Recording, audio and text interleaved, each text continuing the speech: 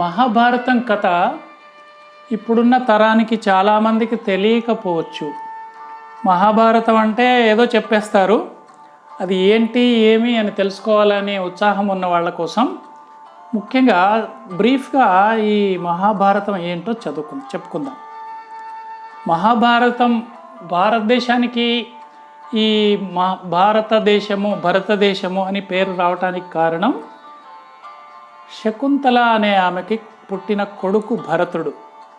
ఆయన పరిపాలించిన భూమి కాబట్టి కొన్ని యుగాల క్రిందట, ఎప్పుడో ద్వాపర యుగం కంటే ముందు, దానికంటే ముందు భరతుడు అనే ఆయన శకుంతలకు కొడుకుగా పుట్టి భారతదేశాన్ని పరిపాలించాడు. ఆయన పేరుతో భారతదేశం అని వచ్చింది.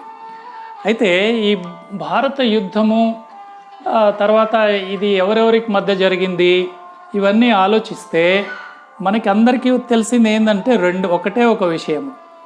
భారత యుద్ధం జరిగింది, కృష్ణుడు ఉన్నాడు, భరతుడు, పాండవులు కౌరవులు యుద్ధం చేసుకున్నారు, పాండవులు గెలిచారు. చాలామంది ఇప్పటి వాళ్ళకి తెలిసిన కథ అంతే.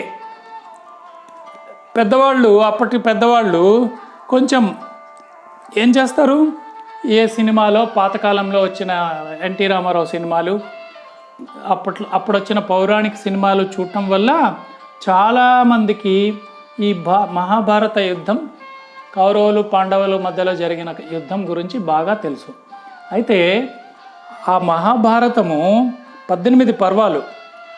అందులో కౌరవులు పాండవులు యుద్ధం చేసుకోవడం మాత్రమే కాదు, ఎన్నో కథలు ఉన్నాయి. ఎన్నెన్నో మనకి మానవ జాతికి ఎలా ఉండాలో ఎలా ఉండకూడదో చెప్పిన మహత్తరమైన గ్రంథం మహాభారతం. ఈ మహాభారతాన్ని తెలుగులో తిక్కన, నన్నయ్య, ఎర్రాప్రగడ అనే ముగ్గురు తెనిగించారు, తెలుగులో రాశారు. ఇది సంస్కృతంలో రాసింది ఎవరు? వ్యాస మహర్షి. ఇప్పుడు కొంచెం మనం బ్రీఫ్గా ఈ భారత కథ చెప్పుకుందాం. ఒకప్పుడు భరతుడు రాజ్యం ఏలిన తర్వాత దుష్యంతుడి కొడుకు భరతుడు, దుష్యంతుడి భార్య శకుంతల. ఈ శకుంతల ఎవరు అంటే విశ్వామిత్రుడికి మేనకకు కలిగిన సంతానం. ఆ తర్వాత కొన్ని తరాల తర్వాత ఈ మన హస్తినాపురం అంటే ప్రస్తుతం ఢిల్లీ అనుకోండి, ఈ హస్తినాపురాన్ని శంతన మహారాజు పరిపాలించాడు. ఈయన మంచి రూలర్, మంచి పరిపాలకుడు. ఆయన పరిపాలనలో చాలా సంతోషంగా ఉన్నారు ప్రజలు. తర్వాత మనం కథ చెప్పుకుంటూ పోతే ఆయన తర్వాత ఆయనకి 4 కొడుకులు ఉన్నారు, 2 కొడుకులు ఉన్నారు. వాళ్ళిద్దరిలో చిత్రాంగదుడు, విచిత్ర వీర్యుడు, వాళ్ళిద్దరూ రాజ్యాన్ని పరిపాలించారు. వీళ్ళల్లో విచిత్ర వీర్యుడికి 2 కొడుకులు. ఈ విచిత్ర వీర్యుడికి 2 కొడుకులు. ఒక ఆయన ధృతరాష్ట్రుడు, ఇంకొక ఆయన పాండురాజు. ఇక్కడే అసలైన మహాభారతం మొదలైంది. ఈ ధృతరాష్ట్రుడికి పాండురాజుకి పుట్టిన కొడుకులు, ధృతరాష్ట్రుడికి పుట్టిన కొడుకులు కౌరవులు 100 మంది, పాండురాజుకి పుట్టిన కొడుకులు 5 మంది. పాండురాజుకి అంటే ఆయన కొడుకులు కాదు, అది వేరే కథ, మళ్ళీ చెప్పుకుందాం. సో ఈ రకంగా ధృతరాష్ట్రుడైతే పుట్టినప్పుడే గుడ్డివాడు. అందుకని రెండో వాడైన ఈ పాండురాజుకి పట్టాభిషేకం చేశారు. ఈ పాండురాజుకి 2 భార్యలు, ఒక ఆమె కుంతి, ఇంకొక ఆమె మాద్రి. ఈ ధృతరాష్ట్రుడికి గాంధారినిచ్చి పెళ్లి చేశారు. ఆమె కూడా కళ్ళకు గంతలు కట్టుకుని గుడ్డిదానిలాగానే బతికింది, పతి సేవ కోసం. పతికి కళ్ళు లేవు కదా, భర్తకి కళ్ళు లేవని ఆమె కూడా కళ్ళు గంతలు కట్టేసుకుని జీవితకాలంలో కళ్ళతో చూడకుండా గడిపింది. ఈ చిన్నవాడైన పాండురాజు ఉన్నాడు కదా, ఈయనకి ధృతరాష్ట్రుడు గుడ్డివాడు కాబట్టి పాండురాజుకి పట్టాభిషేకం చేశారు. పట్టాభిషేకం చేస్తే ఈయనకి 2 భార్యలు, ఈ పాండురాజుకి 2 భార్యలు. ఒక ఆమె పేరు కుంతి. ఈ తరం వాళ్ళకి తెలుసు, అంటే మా ఏజ్ వాళ్ళకి, తర్వాత వాళ్ళకి కొంతమందికి తెలుసు. కానీ ఈ యువతరానికి, ఇప్పుడు ఉన్న యువతరానికి ఈ పేర్లన్నీ తెలియవు. కనీసం మన పౌరాణిక సినిమాలు చూసున్నా ఇంత సమాచారం తెలుసుకొని ఉండేవాళ్ళు. సరే, ఆయనకి 2 భార్యలు కుంతి, మాద్రి. ఈ కుంతికి 3 కొడుకులు. వాళ్ళు ముగ్గురు పేర్లు తెలుసు మనకి. ధర్మరాజు, భీముడు, అర్జునుడు. రెండో భార్య మాద్రికి 2 కొడుకులు, నకులుడు, సహదేవుడు. వీళ్ళ 5గురిని పాండురాజు కొడుకులుగా మనం గుర్తించి వాళ్ళని పంచ పాండవులు అన్నారు. ఇప్పుడు ధృతరాష్ట్రుడి కొడుకులేమో కౌరవులు, ఈ పాండురాజు కొడుకులేమో పంచ పాండవులు. వీళ్ళే సామ్రాజ్యం కోసం యుద్ధం చేసి, భయంకరమైన యుద్ధం కురుక్షేత్రంలో జరిగింది.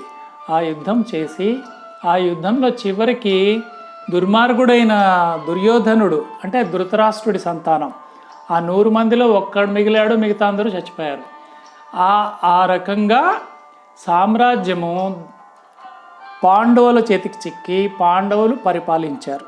అది అక్కడ పాండురాజు మరి ఎందుకు ఈ అర్జునుడు వీళ్ళందరూ వేరే వాళ్ళకి ఎలా పుట్టారు, పాండురాజుకి ఎందుకు పుట్టలేదు అంటే అందుకు ఒక కథ ఏంటంటే, ఈ పాండురాజు రాజ్యపాలన చేస్తున్నప్పుడు ఒకరోజు వేటకు పోయాడు ఆయన. ఆ సమయంలో అక్కడ ఏంటని జరిగిందంటే, అప్పుడు ఋషులకి పరకాయ ప్రవేశ విద్య తెలుసు. ఒక ఋషి ఆయన భార్య జింకల రూపంలో ఉండి ప్రేమించుకుంటున్నారు. ప్రేమకర్తని నేను చెప్పబడలేదు, స్వేచ్ఛగా విహరిస్తున్నారు. అవి మామూలు జింకలే అనుకున్నాడు ఈయన పాండురాజు. బాణం వేసి మగ జింకను చంపేశాడు. అది ప్రాణాలు విడుస్తూ శాపం పెట్టింది. ఎవరికి? పాండురాజుకి. దుర్మార్గుడా, నేను నా భార్యతో ఆనందంగా ఉన్నప్పుడు నన్ను బాణంతో కొట్టి నా ప్రాణాలు తీసావు, కాబట్టి నువ్వు కూడా నీ భార్యను నువ్వు కలిస్తే, ఆమెతో ఏకాంతంగా కలిసినప్పుడు వెంటనే చచ్చిపోతావు అని శాపం పెట్టేశాడు. ఆయన కుంగిపోయి భార్యలిద్దరిని తీసుకొని అడవులకు వెళ్ళిపోయి దేశాన్ని వదిలిపెట్టేశాడు. రాజుగా ఉండడం వేస్ట్ అనుకుని వెళ్ళిపోయి అడవుల్లో తిరుగుతూ, అయ్యో బిడ్డలు లేకుండా చచ్చిపోతే కష్టమే అని కుంతికి, అప్పటికే కుంతి ఆయన భార్య కదా, ఆమెకి అప్పటికే ఒక మంత్రోపదేశం ఉంది. ఆమె ఎవరిని తలుచుకుంటే వాళ్ళు వచ్చి ఆమె కోరికను తీరుస్తారు అని. అలా ఆమె ఏం చేసిందంటే, ధర్మరాజుని ప్రార్థించి, యమధర్మరాజుని ప్రార్థించి ధర్మరాజుని కనింది, ధర్మరాజుకి జన్మనిచ్చింది. వాయుదేవుణ్ణి ప్రార్థించి భీముడికి జన్మనిచ్చింది. ఇంద్రుణ్ణి ప్రార్థించి అర్జునుడికి జన్మనిచ్చింది. ఈ రకంగా ఆమె 3 పిల్లల్ని కనింది. అలాగే మాద్రి, పాండురాజు రెండవ భార్య, అశ్వని దేవతలను ప్రార్థించి వాళ్ళ ద్వారా నకుల సహదేవుల్ని కనింది. ఈ పంచపాండవులు అందుకని చిన్నప్పుడు ఏం చేశారంటే, పాపం వీళ్ళకి ఏమీ లేక అడవుల్లో తిరుగుతుండారు. వీళ్ళని అడవుల్లో ఋషులు పెంచారు. కొంచెం పెద్ద అయిన తర్వాత భీష్ముడు ఉన్నాడు కదా, కురు పితామహుడు ఆయన. ఆ కురు పితామహుడు వీళ్ళని చేరదీశాడు, ఈ పాండవులని చేరదీశాడు. చేసి వాళ్ళకి అన్ని విద్యలన్నీ నేర్పించాడు. వేదాంగాలు చదువుకున్నారు, అస్త్ర విద్య, శస్త్ర విద్య నేర్చుకున్నారు. అందరి చేత బాగా మంచి పేరు తెచ్చుకున్నారు. ఎవరికంటే? ధృతరాష్ట్రుడి కొడుకులు కౌరవుల కంటే పాండవులు మంచివాళ్ళని చిన్నప్పుడే ఒక పేరు వచ్చింది. అయితే ఇది ఎవరికి నచ్చలేదు? ధృతరాష్ట్రుడికి ఆయన కొడుకులకు కూడా నచ్చలేదు. అల్లరి చిల్లరిగా తిరుగుతూ ఆగడాలు చేస్తూ అందరి చేత ఈ ధృతరాష్ట్రుడి కొడుకులు 100 మంది ఛీ అనిపించుకున్నారు చిన్నప్పుడే. ఈ ధృతరాష్ట్రుడి సంతతే మనం కౌరవులు అని పిలుచుకుంటున్నాం. వాళ్ళల్లో పెద్దోడు దుర్యోధనుడు. ఈ పాండవుల్ని తీసుకొచ్చి రాజు భీష్ముడు దగ్గర చేర్చడం వాళ్ళకి నచ్చలేదు. ఇలా వీళ్ళ మధ్య తగువులయ్యి జూదాలాడి తర్వాత మొత్తం అంతా పోగొట్టుకుని వాళ్ళు ఈ అజ్ఞాతవాసము చేయాల్సి వచ్చి ధర్మరాజుతో జూదం ఆడడం వల్ల మొత్తం పోగొట్టుకుని ఇద్దరు యుద్ధం చేసి ఆ యుద్ధంలో గెలిచి భారతదేశ సామ్రాజ్యాన్ని పరిపాలించారు పాండవులు. ఇది ముఖ్యంగా భారత కథ. ఇది మనందరికీ తెలిసిందే అంటే అందరికీ తెలియదేమో, ఈ తరానికి తెలియకపోవచ్చు. అయితే అప్పటి నుంచి భారతదేశంలో కురుక్షేత్రం అనేది, మన ఇంద్రప్రస్థ నగరము లేకపోతే హస్తినాపురము అనేవి ఇవన్నీ కూడా పురాతన నగరాల కింద వెలుగొందుతున్నాయి.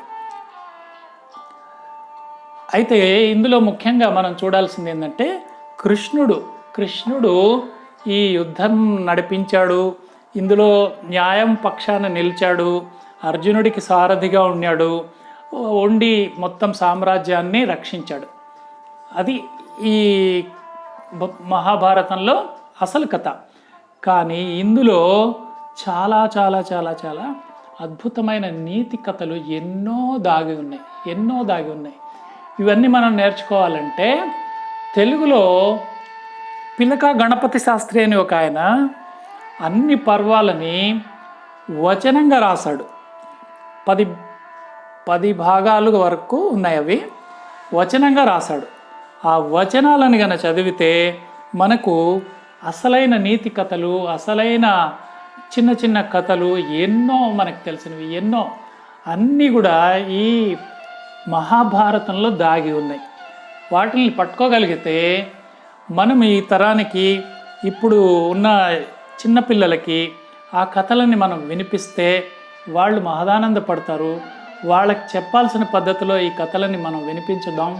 వాళ్లకు నీతి బోధ, మనం ఎలా బతకాలి, ఏది జ్ఞానము ఏది అజ్ఞానము, ఏది సంస్కృతి కానిది ఏది అనే ఈ విషయాలన్నీ మనం చెప్పుకుందాం. మీ ఓపికను బట్టి, మీ ఇంట్రెస్ట్ని బట్టి నేను కొన్ని కథలుగా చెప్పి మన చిల్డ్రన్ ఎడ్యుకేషనల్ ఛానల్లో ఈ కథలని వినిపిస్తాను. జాగ్రత్తగా ఆ కథలు విని సంతోషించండి, పిల్లలకి నేర్పించండి. మీకు తెలియకపోతే మీరు నేర్చుకోండి, చిల్డ్రన్కి ఈ కథలను వినిపించండి. వాళ్ళకి మన విజ్ఞానాన్ని పోనివ్వకండి. మన జాతి గౌరవాన్ని నిలబెట్టాలంటే మన పిల్లల అభివృద్ధి, మన సంస్కృతి మరుగున పడిపోకూడదు. కాబట్టి అందరూ దయచేసి ఆ ఛానల్ని కూడా ప్రోత్సహించండి. ఆ ఛానల్ని ఫార్వర్డ్ చేయండి. పిల్లల కోసం పెట్టిన ఛానల్, ఎడ్యుకేషనల్ ఛానల్, దాన్ని సంస్కృతితో గౌరవిస్తాం. ఇది ఏది కూడా, ఈ ఛానల్స్ ఏవి కూడా ఆర్థిక లావాదేవీల కోసం చేసినవి కాదు. గుర్తుపెట్టుకోండి. నేను సబ్స్క్రైబ్ చేయండి అని అడగను. కాకపోతే ముందుకు వెళ్ళాలంటే కొంత ప్రోత్సాహం అవసరం. కాబట్టి దయచేసి ఈ ఛానల్ని సబ్స్క్రైబ్ చేయండి. ఇలాంటి అద్భుతమైన కథలు. ముందు మీకు ఇంట్రడక్షన్గా మహాభారత యుద్ధం అంటే ఏంటి, అది ఎవరెవరి మధ్య జరిగింది అని చెప్పాను. మీ చిల్డ్రన్కి ఈ కథలు వినిపించండి. ఎవ్వరికి తెలియదు ఇప్పుడు, పాండవులు ఎంతమంది అంటే చెప్పే పరిస్థితిలో కూడా లేరు. మన సంస్కృతిలో భాగమైన ఈ మహాభారతం కథల్లో ఎన్నో నీతి కథలు, ఎన్నో అద్భుతమైన కథలు ఉన్నాయి. భారతం అంటే కేవలం పాండవులు కౌరవుల మధ్య జరిగిన యుద్ధం కాదు.